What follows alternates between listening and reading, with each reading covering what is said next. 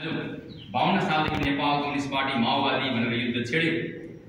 युद्ध गर्दा मुठ्ठै 35-40 जना कमरेडहरु त हुनुहुन्थ्यो।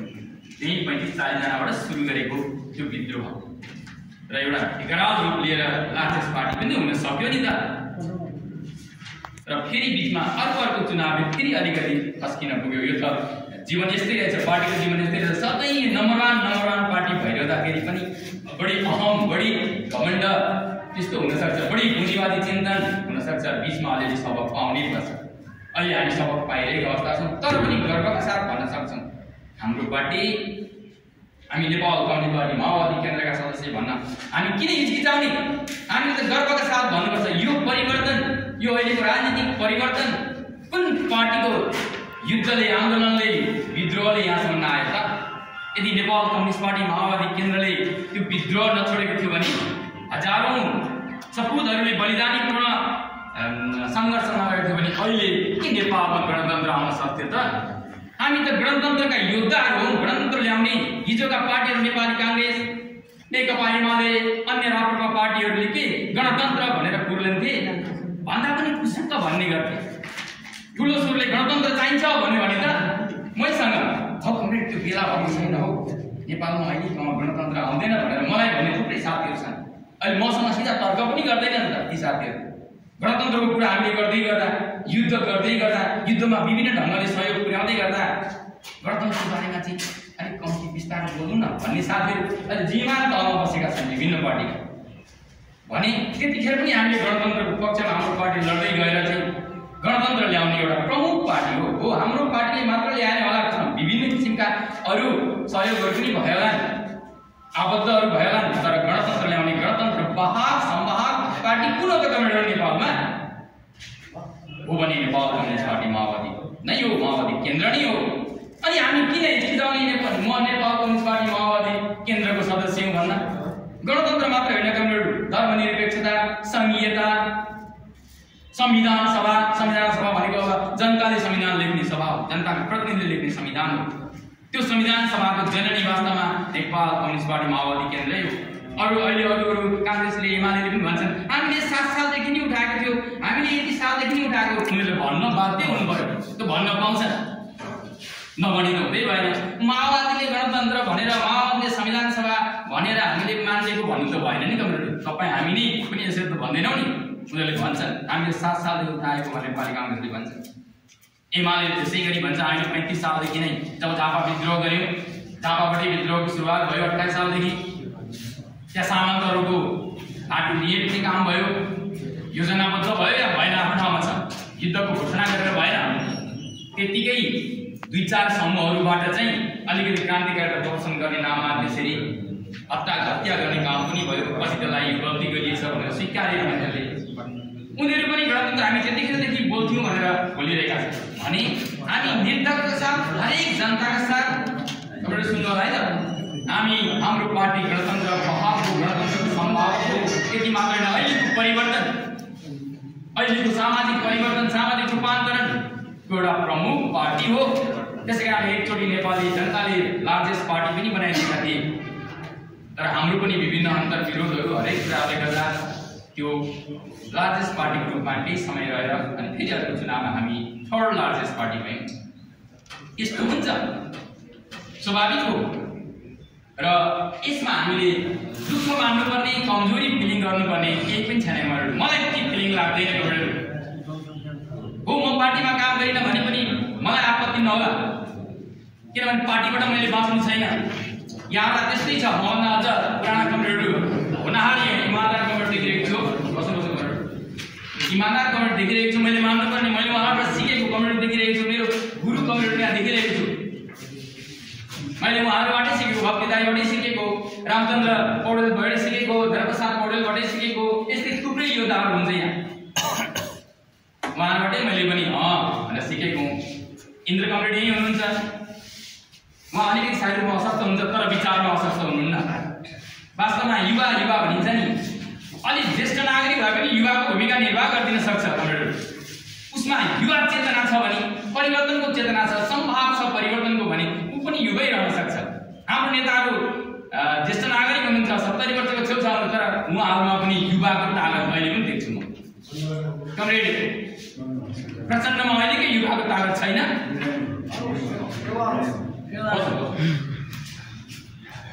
छ कमरेडहरू। त्यसै कारणले म हरेक कमरेडहरूलाई बिस्तारो बोल्दिनु होला है, साङ्केतिक रूपमा मात्रै। म लामो राख्दिन, समयको पाबन्दीलाई मैले ध्यान दिनुपर्छ। फेरि अरूको समयमा समय भएछ भने विभिन्न वैचारिक बहसहरू गर्ला। र कमरेडहरू, यसरी हामीले यी सब कुराहरूलाई हाम्रो पार्टी, म नेपाल कम्युनिस्ट पार्टी माओवादीको क्याडर हुँ, सदस्य हुँ भन्न हिचकिचाउनु हुँदैन। मैले कता कता देखेको छु यहाँ माओवादी त सिद्धिए भनेर भनिदिरहेको अवस्था, दुधेमा भनिदिरहेको अवस्था देखेको छु। दुधे बजारमा त कोही पनि माओवादी छैन भनेर अर्को पार्टीले खुब हुङ्कार मारिरहेको हुन्छ। हिजोका स्यालहरूले हुङ्कार मारिरहेको हुन्छ चिनी बाघको अगाडि। स्वभावले नेपाल कम्युनिस्ट पार्टी माओवादी केन्द्र बाघको डमरुनी हो, उसले सिनु खाँदैन। हामी सानातिना कुरामा लसिँदैनौँ। कहिले पनि बाघको डमरुले सिनु खाँदैन, हेर्दैन, खायो फ्रेस तिर ध्यान दिन्छ भने हाम्रो पार्टी पनि सिनु खाने पार्टी होइन, बाघको बच्चा डमरुनी हो।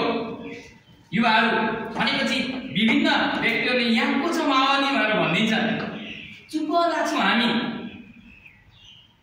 दुधेमा को छ माओवादी भनेर भनिदिन्छन्, त्यतिखेर हामीले भन्न सक्छौँ यदि हामी त्यहाँ छौँ भने म हुँ माओवादी। गणतन्त्र ल्याउनमा रगत बगाउने पार्टीको एउटा क्याडर हो भनेर हामीले भन्न सक्नुपर्छ। अनि मात्रै भोलि तपाईँलाई फत्याउँछ तिनी मान्छेले।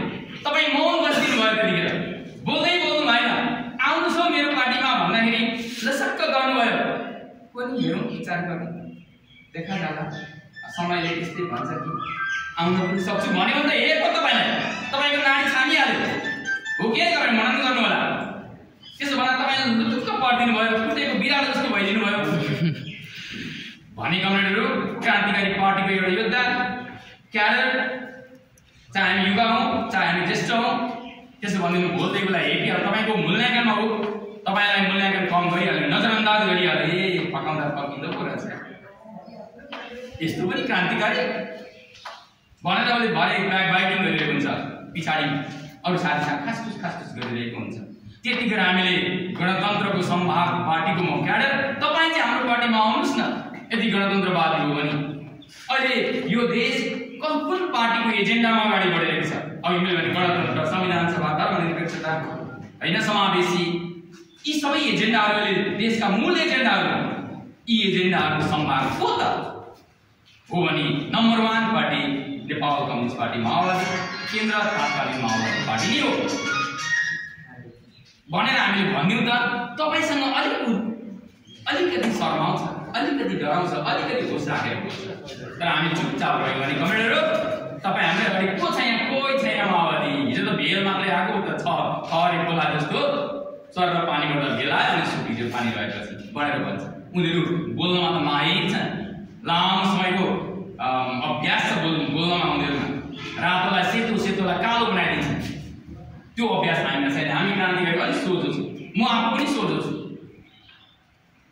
तर मेरो अगाडि चाहिँ त्यसरी भन्न अलिक साहस गरिरहेको पाउँदिनँ। यदि गरेँ भने म ट्याकल गर्छु, प्रतिकार गर्छु। यसो साथीहरू, तिमीहरू लगाइएर आएको संहितामा लगाइएर आएको हाम्रो एजेन्डामा मान्दिने त प्रचण्डको एजेन्डा भनेर आएको भनेर भन्न सक्नु पर्यो। र कमरेडहरू, मैले यस विषयमा साङ्केतिक रूपमा यदि मात्र भने यहाँले मनन गर्नु होला, भोलिका दिनमा यसरी नै ट्याकल गर्दै अगाडि बढ्नु होला।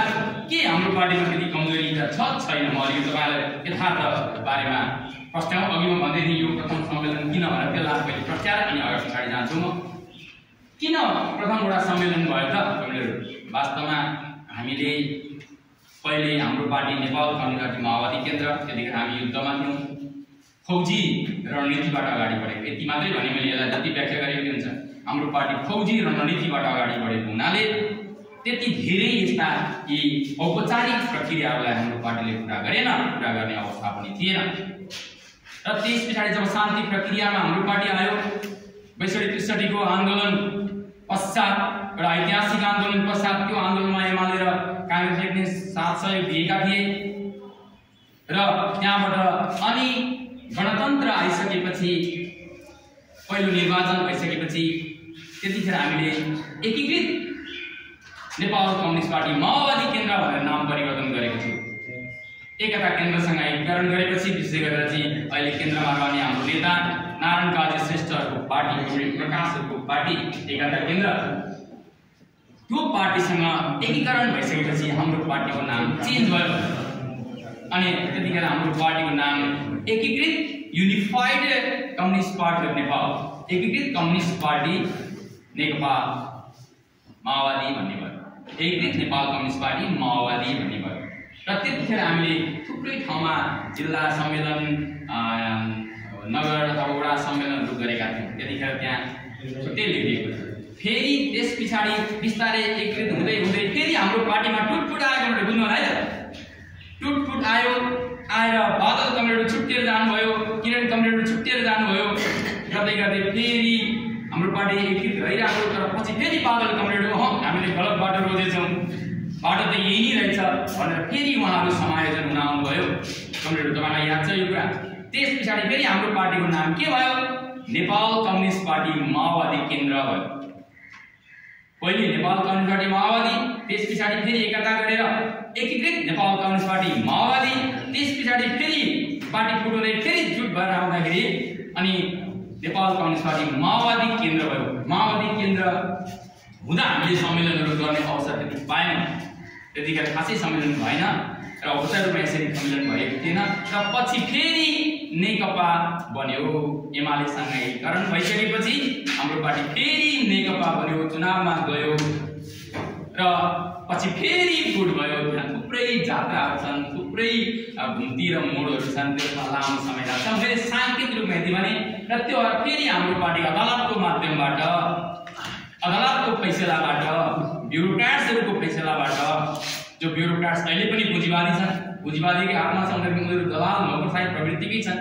पहिलेको पञ्चायतकालको स्कुलिङै उनीहरूसँग छ वामपन्थी स्कुलिङ छैन हाम्रो मान्छेहरू त्यहाँ पुग्न सकेका छैनन् र त्यो बेन्चबाट न्यायिक समितिबाट हाम्रो पार्टीलाई र कम्तीमा दुई विभक्त गराइदियो नेकपा नेपाल कम्युनिस्ट पार्टी नेकपालाई दुईटा अलग अलग पहिलेकै पार्टी एकीकरण भङ्ग गरेपछि हाम्रो पार्टी नेकपा माओवादी केन्द्र नै भयो उनीहरूको पार्टी नेकपा एमाले नै भयो त्यो भङ्ग भएपछि फेरि हाम्रो पार्टी नेपाल कम्युनिस्ट पार्टी माओवादी केन्द्र भयो केन्द्र भएपछि हामीले गरेको अदालतको निर्णयपछि हामीले गरेको प्रथम यो वडा भेला भएको हुनाले अहिले हामीले प्रथम वडा भेला हुन सक्यौँ यो वास्तवमा कच्चा पार्टी भएर आन्दोलनको स्पिरिट नभएर हैन एउटा क्रान्तिकारी स्पिरिट नभएर जनतामा जान सक्ने एजेन्डाहरू नभएर राजनीतिक परिवर्तन रूपान्तरणका एजेन्डाहरू नभएर भर्खर खुलेको मैले अघि भने नि यस पार्टी जस्तो होइन तर यस पार्टीलाई मैले नजरअन्दाज गर्न खोजेको होइन कुनै एउटा हिम्मत भएको नेताको रूपमा अगाडि देखिएको छ र त्यसै कारण यति नयाँ पार्टी नभए पनि पुरानै भए पनि हामीले प्रथम वडा सम्मेलन भन्न हामी बाध्य भएका छौँ त्यसै गरी अदालतको कारणले र मैले यसमा यति नै कुरा राखेँ र दोस्रो हाम्रो पार्टी किन गौरवशाली त मैले अघि गौरवशाली पार्टी भने खै त्यहाँ यसो यो पोडियमबाट चाहिँ दुई चारवटा कुरा बोल्दैमा गौरवशाली हुन्छ भन्नु होला अलिअलि एनपी साले जस्तो भन्दैमा गौरवशाली भइहाल्छ होइन कमरेडहरू यहाँहरू भन्नुहोस् या नभन्नुहोस् यहाँलाई मैले कन्भिन्स गर्न सक्छु या सक्दिनँ मेरो अध्ययन मेरो विचारले भ्याउँछ भ्याउँदैन तर म इमानदारीका साथ हाम्रो पार्टी गौरवशाली पार्टी नै हो किनभने हाम्रा एजेन्डाबाट चाहिँ यो मुलुक अहिलेसम्म चलिरहेको छ मैले यसबारे अगाडि अलिकति भनेको थिएँ मैले यति भने र अब किन त हामी हाम्रो पार्टी कमजोर छ सानो भयो भनेर फिलिङ गर्छौँ कमरेडहरू हाम्रो पार्टी सानो छैन हाम्रो पार्टी लार्जेस्ट ठुलो पार्टी नै हो फेरि मनमा नै भन्नुलाई चुनावले देखाउँछ नि चुनावमा सबै जिरो हुन्छ पनि भन्नु होला हुन सक्छ भए पनि हामी डराउँदैनौँ तर हामी हाम्रो पार्टी कमजोर छैन म तपाईँलाई तथ्याङ्क दिन चाहन्छु अहिले हाम्रो पार्टीमा केन्द्रमा अहिले अनलाइन सिस्टम छ अहिले सदस्य भर्छु भन्न पाइँदैन सफ्टवेयर लिँदैन अब अस्तिको दिनदेखि क्लोज भइसक्यो हामी त अधिवेशनमा सम्मेलनमा जुटिरहेका छौँ र हाम्रो पार्टीमा अहिले 7.5 लाख पीएम सदस्यहरू सक्रिय सदस्य तपाईँ हामी जस्तै सक्रिय सदस्य देशभरिमा 7.5 लाख सदस्यहरू सदस्य भइसक्यो सङ्गठित सदस्य हुन्छ राष्ट्रभरिमा कमरेड अध्यक्षको योजना लक्ष्य 10 लाख सदस्य पुर्याउने थियो तर यो समय अभावले हामी जति सक्रिय हुनुपर्ने आफ्नो टोलमा हामी कति सक्रिय भएका छौँ, पल्लो घर दाजु भाउजूहरूलाई हामीले कति कन्भिन्स गरेका छौँ, त्यो त पक्कै छैन नि। धेरै त अलिअलि गरेका छौँ, जति गर्नुपर्ने हामीले गरेका छैनौँ। त्यस कारण अझ सशक्त हुन सकेन होला। सँगैको साथी छुटिरहेको होला। अहिले पनि यहाँ मलाई धेरै फोन आइरहेछ, हामीलाई त जानकारी नै भएन त भन्नुहुन्छ। अरे कसरी जानकारी भएन? सबै साथीहरूलाई टोलमा जिम्मेवारी दिएको छ त भन्ने गरेको छु मैले। कसरी जानकारी नहुन सक्छ। अलि हामी सहरमुखी भयौँ क्या हो, सहरी शैली भयौँ कि क्या हो। सहरमा अल्लो घर पल्लो घरमा के भयो थाहा हुँदैन, तर कम्युनिटी गाउँमा त्यस्तो हुँदैन। गाउँमा एउटा गाउँभरि के भइरहेको छ थाहा हुन्छ, थाहा हुन नखोज्दा पनि थाहा हुन्छ। भनेपछि हामीले वरपरका साथीहरूलाई जति सुसूचित गर्नुपर्ने गरेन होला र सहभागिता पनि कम्ती भएको हुनसक्छ। समिति सदस्यहरूमा आबद्ध हुने क्रम पनि कमजोर भइरहेको होला। यसरी आफूले चाहिँ आफ्नो कमजोरी गल्ती कमजोरीलाई हामीले निहाल्न सक्यौँ भने पक्कै पनि यो अहिलेको 7 लाख सदस्यहरूलाई 14 लाख पुग्न कुनै आपत्ति हुने छैन। कमरेडहरू, म यो यहाँलाई जानकारी गराउँछु। 7.5 लाख पिएमहरू भएको पार्टी कहिले पनि सानो पार्टी हुन सक्दैन। नम्बर 1 केन्द्रको कुरा देखाएर हुन्छ। कमरेडहरू बस्नु होला है, तपाईँलाई आवश्यक पर्छ। केन्द्रको कुरा देखाएर हुन्छ, ठुल्ठुलो कुरा गरेर हुन्छ। यहाँ ग्राउन्ड रियालिटी वास्तविकता अर्कै छ, हाम्रो मनमा त्यही आइरहेको हुनसक्छ। अलिअलि मैले साइकोलोजी बुझ्दाखेरि पनि, तर होइन कमरेडहरू, ग्राउन्ड रियालिटी पनि त्यति कमजोर छैन, यथार्थ धरातल पनि त्यति कमजोर छैन। कसरी कमजोर छैन? तथ्य ढङ्गले भन्नुपर्दा हाम्रो झापा जिल्लामा हामी 13,069 जना पीएम सदस्य छौँ झापा जिल्ला। त्यो 7 दिन अगाडि 3,000 मात्रै थियो। यो 7 दिनको दौरानमा 4,000 संख्या कम्तीमा 9,000 को संख्या वृद्धि भयो। 4 दिन साथीहरू खट्नुभयो, लाग्नुभयो, त्यहाँ चाहिँ यो स्तरमा खट्नुभयो अनि यो संख्या यसै वडाको संख्यालाई चाहिँ हेरौँ। 2 दिन अगाडि यहाँ अहिले म 131 जना भन्नुला, यो 11 वडामा 9 वडा कति भन्नुला, त्यहाँ थिएन। 2-3 दिन भित्रैमा यो सर्ट बढेको। किन? हामी अलि भनेपछि झापा जिल्लामा 13,000 को संख्या पिएमहरू हुनुहुन्छ। That's not a jokes. यो मैले काल्पनिक कुरा भनेको होइन, इट इज ग्राउन्ड रियालिटी, एकदम तथ्यपरक छ। र 13,000 पिएम कम्युनिटीहरूमा 10,000 कम्युनिटी सुसुप्त हुनुभएछ। कोही व्यापारी हुनुहुन्छ, कोही के हुनुभएछ, कोही विभिन्न निम्न पुँजीवादी चिन्तनमा लसिनु भएछ। त्यति एक्टिभ भएर खट्न सक्न 3,000 कम्युनिटी मात्रै 13,000मा 3,000 कम्युनिटी मात्रै झापा जिल्लामा सशक्त रूपमा खट्ने भने जतिसुकै आन्दोलन गर्न सकिन्छ, जतिसुकै जमात देखाउन सकिन्छ, घुमाउन सकिन्छ। अनि 13,000मा 3,000 कम्युनिटी कसरी एक्टिभ हुन नसक्नु हुनुहुन्छ होला? कसैलाई कि म त्यो पदमा पुगिनँ, ऊ चाहिँ माथि पुग्यो, ऊ चाहिँ तल, म त अलिक पुरानो पो त भन्ने यस्तो रोनाइ हुन सक्छ। त्यो मानवीय चिन्तन हो, मानवीय स्वभाव हो, त्योबाट हामी उठ्न